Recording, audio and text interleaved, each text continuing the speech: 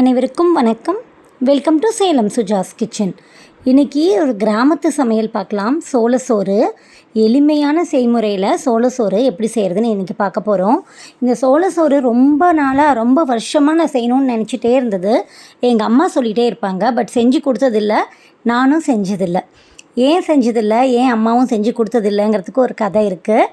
அது அம்மா சின்ன வயசில் எங்கள் தாத்தா வீட்டு பக்கத்து வீடாக எங்கள் தாத்தாவோட அண்ணா அவங்க இருந்தாங்க. தாத்தா இன்னொரு பெரிய தாத்தா இருந்தாங்களாம். அவங்க வீட்டில் சோளசோறு எப்போவுமே செய்வாங்களாம். அம்மா வீட்டில், அதாவது எங்கள் பாட்டி வீட்டில் செய்ய மாட்டாங்களாம். ஏன்னா அது குழந்தைங்களுக்கு வயிறு வலி வரும் அப்படிங்கிறதுக்காக. அந்த கான்செப்ட்லேயே அம்மாவும் எனக்கு செஞ்சு கொடுத்ததில்ல. ஆனால் எனக்கு ஆசை அது செய்யணும், சாப்பிட்ணும் அப்படின்னு சொல்லி.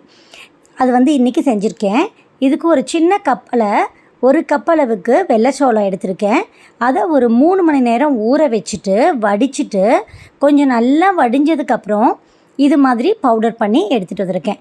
கொஞ்சம் நரன்னு தான் இருக்கணும், ரொம்ப நைஸ் பவுடராக ஆகக்கூடாது, கொஞ்சம் நரம் இருக்கணும். இந்த கப்பில் தான் நான் சோளம் எடுத்திருந்தேன். 1 கப் சோளத்துக்கு 1 2 3 4 4.5 கப் தண்ணி வச்சுருக்கேன். நான் ஒரு பாத்திரத்தில் தான் வச்சுருக்கேன். இதை நல்லா கிளறிட்டு இதை அப்படியே தூக்கி குக்கரில் சமைக்க போகிறேன். இப்போது அடுப்பு பற்ற வைக்கலை. நாம் அரைச்சிட்டு வந்திருந்தேன்ல, பவுடர் பண்ணிட்டு வந்திருந்தேன்ல சோளம், அந்த சோளத்தை இதில் போட்டு நல்லா கட்டி இல்லாமல் ஃபஸ்ட்டு கரைச்சிக்க போகிறேன். இதுக்கு நீங்கள் வெள்ளை சோளமும் எடுத்துக்கலாம், சிவப்பு சோளமும் எடுத்துக்கலாம். நான் இன்றைக்கி வெள்ளை சோளம் எடுத்திருக்கேன்.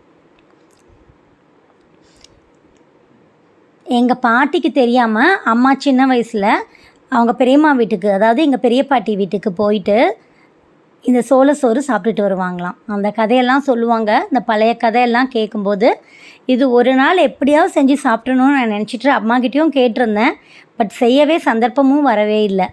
இத்தனை வருஷம் கழித்து இப்போ செய்கிறேன். இப்போ அடுப்பு பற்ற வச்சுட்டு மீடியம்லேயே வச்சேன். மீடியமில் வச்சு மெதுவாக, இப்போ தண்ணி மாதிரி இருக்குது பார்த்தீங்களா, இதை அப்படியே கெட்டி ஆகணும். கொஞ்சம் கொஞ்சமாக மீடியம் சிம் அந்த இதில் வச்சுக்கோங்க. இப்போ கொஞ்சம் செரிலாக் மாதிரி கெட்டி ஆகிடுச்சு பாருங்கள். இந்த ஸ்டேஜில் நம்ம ஒரு 1/4 டீஸ்பூன் அளவுக்கு கல்லுப்பு சேர்த்திக்கலாம். ரொம்ப வேண்டாம், 1/4 டீஸ்பூன் போதும். ஏன்னா மோர் ஊற்றி கரைச்சி குடிக்கிறோம் அப்படின்னா நிறையா போடலாம் உப்பு. ஆனால் இது நான் அப்படியே சோறாக வச்சு கீரை குழம்புக்கோ, கருவாட்டு குழம்புக்கோ, மட்டன் சிக்கன் குழம்புக்கோ சாப்பிட்டா இது நம்ம உப்பு ரொம்ப ஜாஸ்தியாகிடும். அதனால் 1/4 டீஸ்பூன் மட்டும் போடலாம். உப்பு இது சோள சாதம் நம்ம கரைச்சி குடிக்கிறோன்னா அந்த மோருக்கு தகுந்த உப்பை மறுபடியும் போட்டுக்கலாம். இப்போ இந்த மாதிரி ஒரு செமி சாலிட் ஸ்டேஜில் நல்லா கொஞ்சம் செரிலாக்லாம் குழந்தைங்களுக்கு கொடுப்போம்ல, அந்த மாதிரி வரும்போது அதை எடுத்து அடுப்பில் வச்சு குக்கரில் வச்சு கீழே தண்ணி வச்சு நம்ம ரைஸெல்லாம் வைக்கிற மாதிரியே வச்சு 4 விசில் வச்சு ஆஃப் பண்ணிடலாம். இப்போ 4 விசில் வச்சு ஆஃப் பண்ணி நல்லா விசில் சவுண்ட்லாம் செட்டில் ஆனதுக்கப்புறமா ஓப்பன் பண்ணி பார்க்கலாம். சோளம் நல்லா வெந்துருச்சு, ஆனால் தண்ணியாக இருக்குது.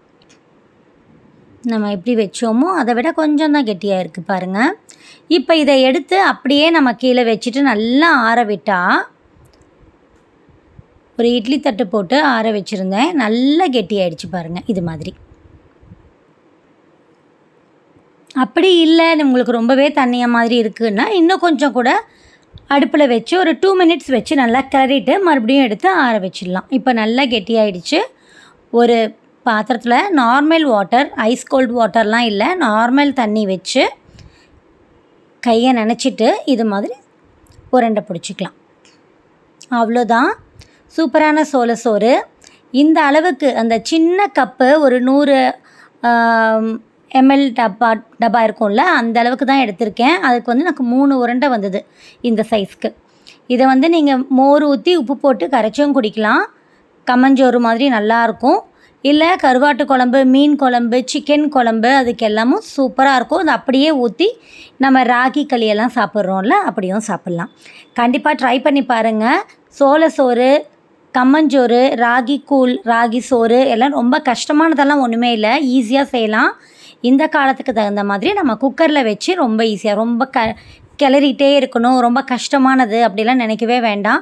கிராமத்து சமையலையே நம்ம சிட்டி சமையல் மாதிரி கொஞ்சம் ஈஸி பண்ணி எல்லாமே நம்ம சாப்பிட்லாம், ஹெல்த்தியாக சாப்பிட்லாம்.